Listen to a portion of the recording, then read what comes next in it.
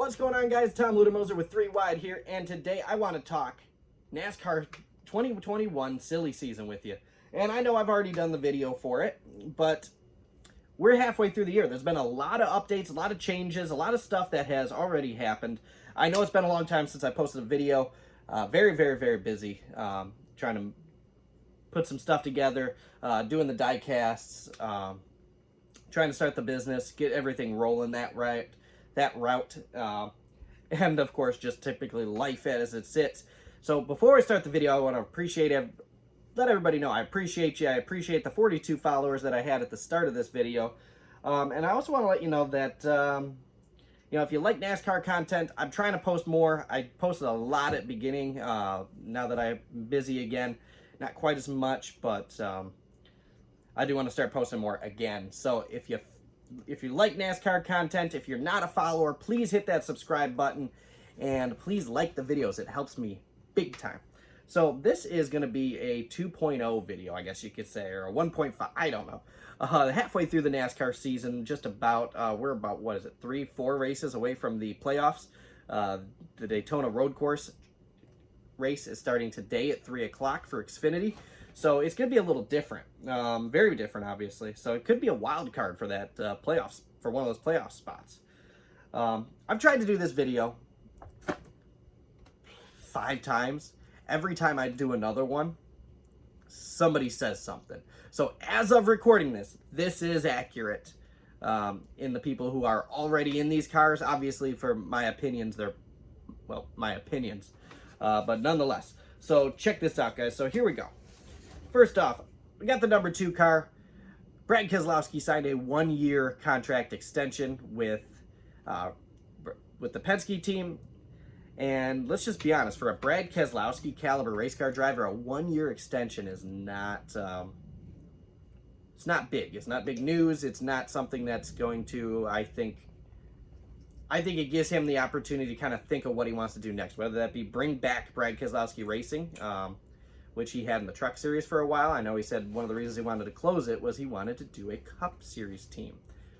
Going into 2022 with the next-gen car, that could be a possibility, guys, so keep that in mind. All right.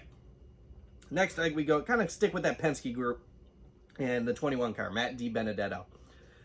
Not a ton of sponsorship. Most of that sponsorship stayed over from Paul Menard, and it's Menards. But we've seen Matty D rock a couple different paint schemes with a couple different sponsors this year.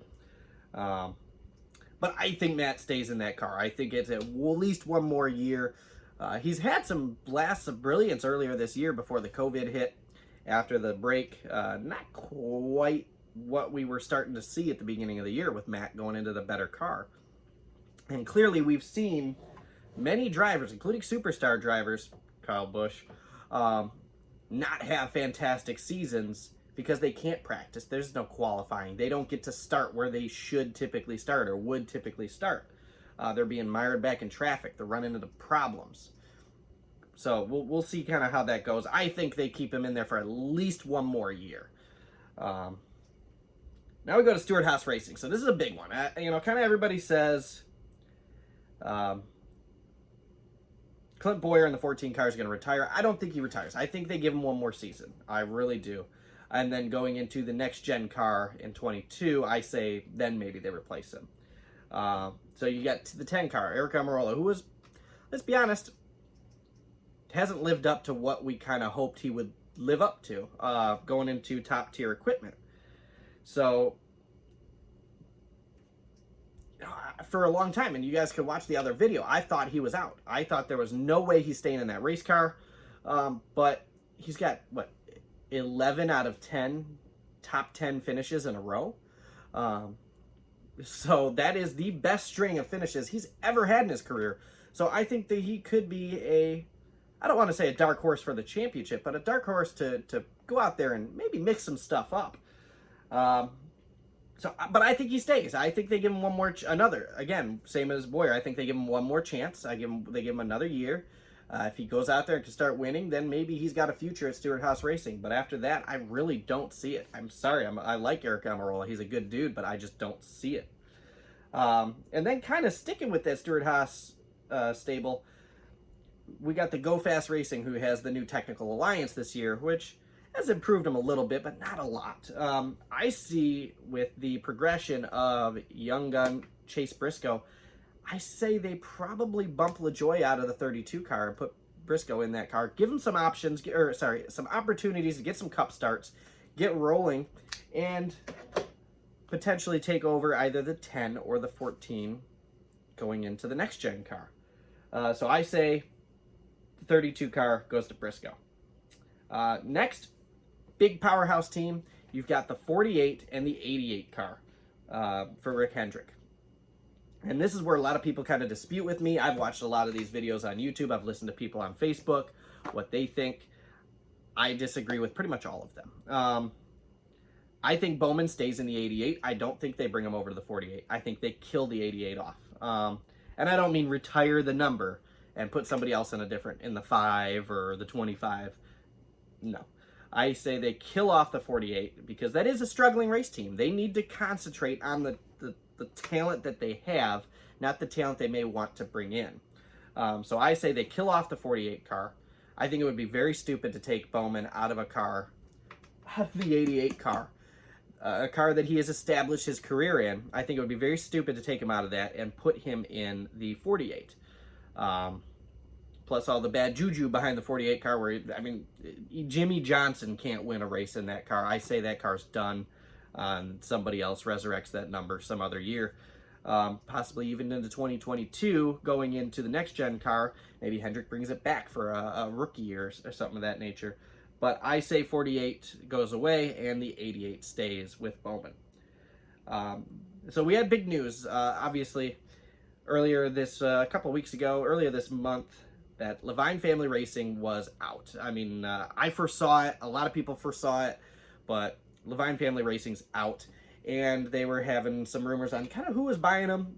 A couple people saw Spire probably doing it. Spire did it. Spire bought the Levine Family Racing team, the charter that comes with it, the shop, the tools, the all that stuff. The chassis, the Toyota chassis are going to go back to Joe Gibbs, but I see them potentially starting an alliance with, maybe changing over to Ford. Do they go with Stewart-Haas, kind of build on that, or Penske, kind of build on that Ford dominance next year? Do they stick with Chevrolet, maybe team up with an RCR, or maybe a Hendrick, kind of get some more money into that Hendrick funnel?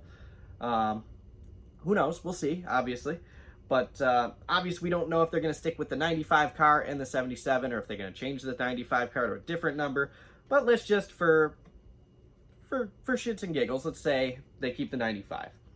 So I think whoever goes in that 95 is going to have to be either a rookie coming up or someone who is getting at kind of the short end of the stick. Eric Jones. I could see potentially Eric Jones going there. I want to see, I'm a Michigan boy, so I want to see Eric Jones do well. I want to see him in top tier equipment, kind of get a restart on his career, kind of like a couple other drivers have over the years. But I don't know. I don't see it with the amount of sponsorship that he can potentially bring over. Unless he can bring more, or that team can bring up more, I don't see it happening. So maybe he sticks with a tier 3 or tier 2 team, whatever Spire may be next year. I don't see them running out for championships or wins. I just see them going out there trying to be competitive, trying to build on what they're building on this year with a second team. And then I don't see Ross Chastain going to the 42 car. I really don't. I think if he was going to the 42 car, we would have probably heard rumors or something of the sort by now. I say Ross Chastain sticks to the 77 and he runs a full-time season next year, maybe building up to them then going to the next-gen car and him being very competitive in that car. Who knows? That next-gen car is supposed to kind of level the playing field. They all start on the base car and then build up from there. Versus, say, a Joe Gibbs building the entire car and then dominating the entire season for the last couple of years. So we'll see. But that's what I see. Another big thing was racing driver Justin Marks is starting a race team. He wants to start it next year. Number, driver, no idea. I'm just going to be blatantly honest with you. I have no idea. We'll see. Does he bring up someone old, someone retired, someone from Xfinity, someone from the Truck Series, someone who's the Does he somehow become the miracle that brings Carl Edwards back to NASCAR? I don't know. Another race team, and this is the 50 car that we've kind of heard, is the Floyd Mayweather's money team. Does he actually come into NASCAR next year like he said he was going to do this year?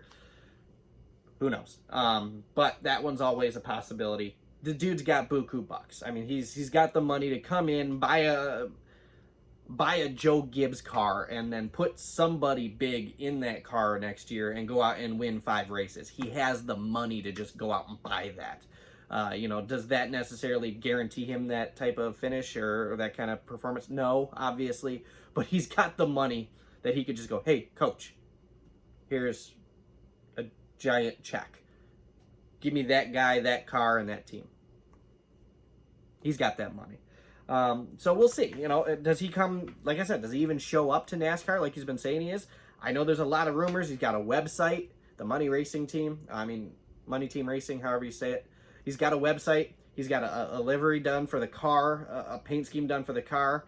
I mean, he's put some time and some effort and some money into this. But does it flourish? We'll see. So now we go to the 42 car. I say that's likely the most likely. Obviously, you have Bubba Wallace. Bubba Wallace on that car. We all know because Bubba came out publicly and said it, which probably wasn't the best idea he's ever had, but whatever. Bubba could stay there or the 43.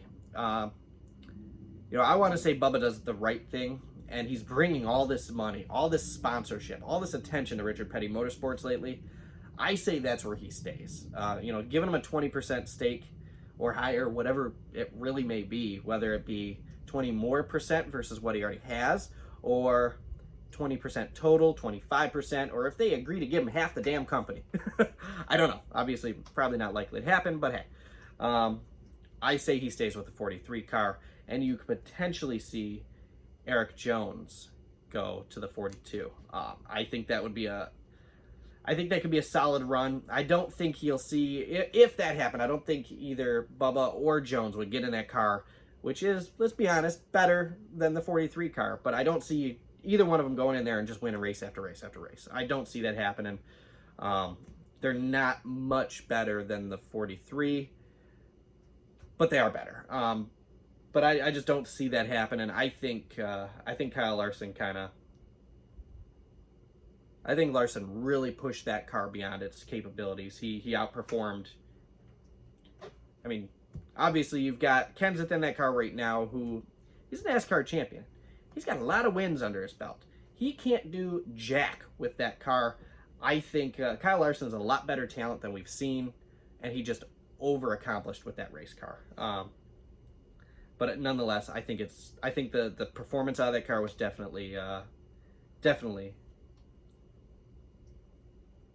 Yeah, definitely Larson. I mean, without question.